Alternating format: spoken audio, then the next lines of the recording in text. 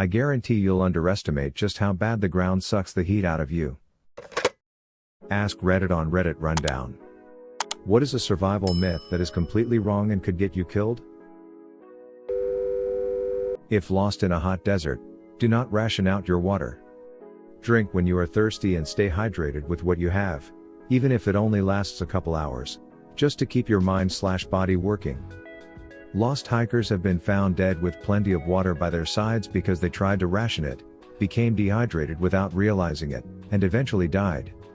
And no, I still don't know if drinking your pee is a survival alternative. In Australia at least, you do not need to identify or try to catch the snake that bit you. The antivenom is universal. Excerpt: do not try to catch, kill or identify the snake. This is important. In hospital we no longer need to know the type of snake, it doesn't change treatment. 5 years ago, we would do a test on the bite, blood or urine to identify the snake so the correct antivenom can be used. But now we don't do this. Our new antivenom neutralizes the venoms of all the 5 listed snake genus, so it doesn't matter what snake bit the patient. Read that again, one injection for all snakes. Polyvalent is our one-shot wonder, stocked in all hospitals, so most hospitals no longer stock specific antivenoms. Not so much a survival myth but a common camping mistake that an amateur survivalist might make: never use rocks that are in or close to a riverbed for a campfire. Ever. Many get tiny bits of water trapped inside the rocks, then when heated by a fire, it turns into a lovely grenade due to the water being heated and turned into steam, expanding quickly. Hot bits of rock everywhere. People like river rocks because they are smooth and easy to cook off of and they look cool, but they are crazy dangerous. Plenty of rocks all around. Find another. Don't tie a rope around your waist and expect it to save you from a fall. Sure, it might prevent you from hitting the ground, but you can still damage your internal organs and break your back doing this. Safety harnesses go around your hips and legs, not your waist. If a bear finds you, run downhill. They can't run downhill. I have to imagine some asshole started this when he wanted to watch his other asshole friend get mauled to death. They can absolutely run downhill and they are shockingly fast. They can also run up trees terrifyingly fast as well. FYI, the mama bear thing really applies to brown bears. Black bear attacks are incredibly rare and usually only from hungry and/or aggressive males. I've done a lot of wildlife photography of bears and I've spoken to a lot of wildlife biologists about this. When I photograph black bears and their cubs, they are very docile. If something or you spook them, they will chase their cubs up a tree and then guard the bottom of the tree. They won't attack you. If it's a male black bear they'll likely wander on but always keep distance. If you encounter a black bear, make as much noise as possible and make yourself seem as big as possible. If you encounter a brown bear, start very slowly backing up. Never run away and never turn your back. If it's going to attack you and there's nothing can do, lay on your stomach with your hands over the back of your neck and play dead. They primarily attack when they are surprised or threatened. If the surprise/threat is gone they will most likely move on. But please, for the love of God, never run away and never climb a tree. If you're driving during a tornado warning, don't get out of your car and climb up the side of an overpass to hide under a bridge. This myth became famous after amateur video of a man and his daughter hiding under an overpass, but the one they chose had some unusual construction that offered them protection in a way most don't. Wind speed increases the higher you get from the ground, and the narrow passages can create a wind tunnel effect, taking the flying debris picked up by the tornado and sending it straight through you at 200 miles per hour or more. Most people probably are aware of this, but if you're legit suffering from diarrhea, you need to be doing more than just drinking water because you're also losing a lot of salt/electrolytes, and not replenishing those can really F you up. You can make a pretty basic Pedialyte/Gatorade at home from adding 6 teaspoons of sugar and a half teaspoon of salt per liter of water. It won't taste super great, but you can throw in other flavorings to mask it like lemon juice or similar. I did Peace Corps in a tropical region and most of the volunteers came to dread the inevitable parasite GI infection episodes, not just because of being incredibly sick but also because of having to drink liters and liters of ORS, which is Peace Corps preferred Pedialyte knockoff. Everyone focuses on food and water but completely underestimates how quickly exposure will kill you dead. In some cases, you won't last 24 hours. Bonus addition to this, every guide I have ever read says to make fire first. Making fire is fucking hard sometimes. There are many environments where you flat cannot guarantee a good fire, deserts, because of lack of fuel and anything especially wet. If you get halfway through the night and realize you can't make fire, you are going to have problems. So, make shelter. You can always guarantee a shelter and insulated sleeping spot. Make sure your bedding is at least 4 inches thick when you lay on it. I guarantee you'll underestimate just how bad the ground sucks the heat out of you. Make your shelter as small, thick and weatherproof as possible. Alcohol does not warm you up. You feel warm since it's dilating your blood vessels in your face and extremities, but that causes you to lose more heat to the environment and therefore will make you die of hypothermia quicker if anything. For the love of God, do not eat everything raw. If I see another episode of Bear Grylls eating a bat or bird as raw as sashimi, I think I'll go crazy. You should absolutely try your best to cook the food you've nabbed. Even if it's through an open fire for a few minutes. Eating, say, a dead bird that may or may not have bird flu is a hell of a lot worse than creating a fire to cook it over. Congrats for completely screwing yourself by eating raw wild meat.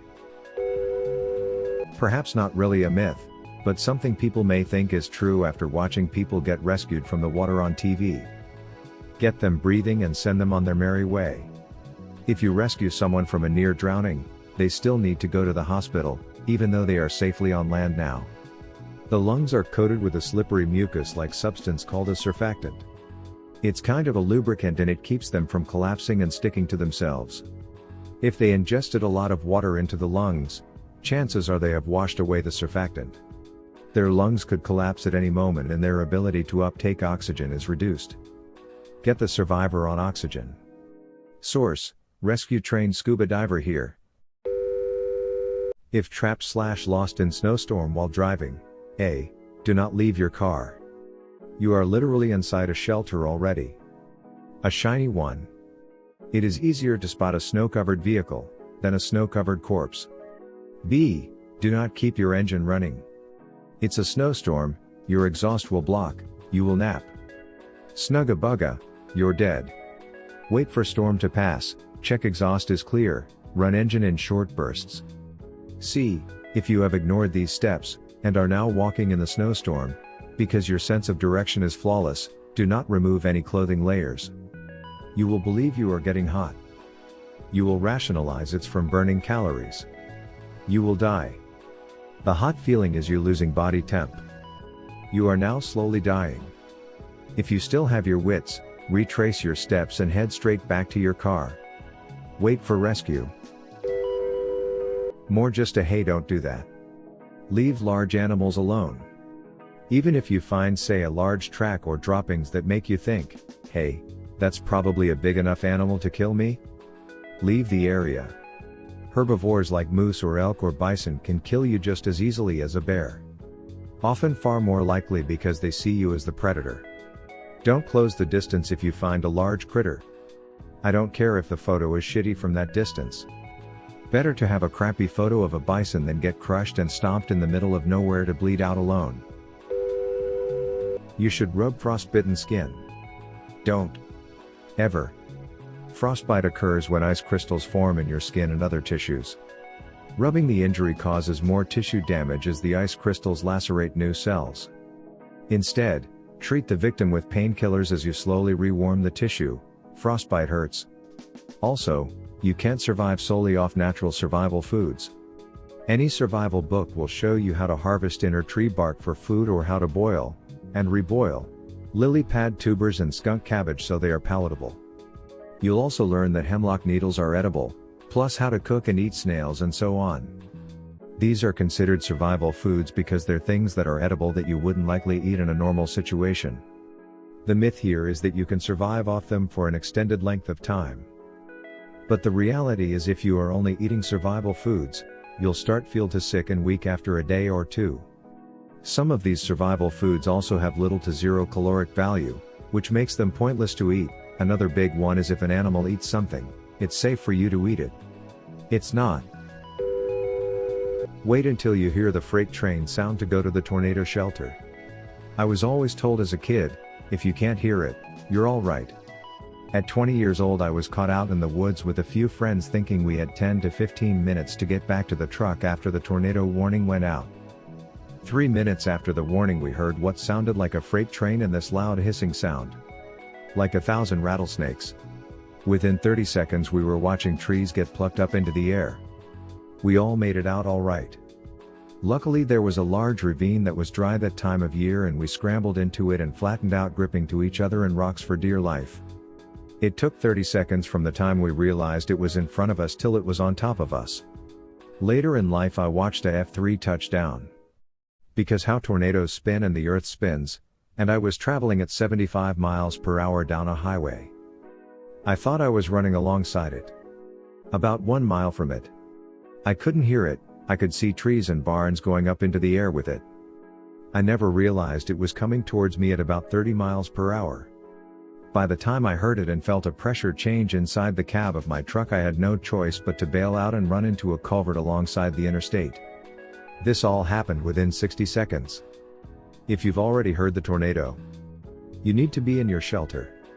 Not heading towards it. A tornado watch is an advisory to be watching for tornadoes. It means it is highly plausible for a tornado to form and touch down. A warning means a radar-indicated tornado has touched down and possibly even been spotted by human eye. If you cannot get indoors, get as low as you can.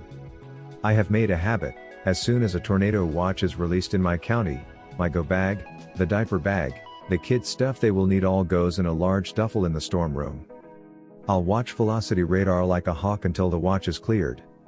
If it is elevated to a warning, we all pile in. Tornadoes can drop out of the sky right on top of you in under a minute, leaving you with little to no reaction time.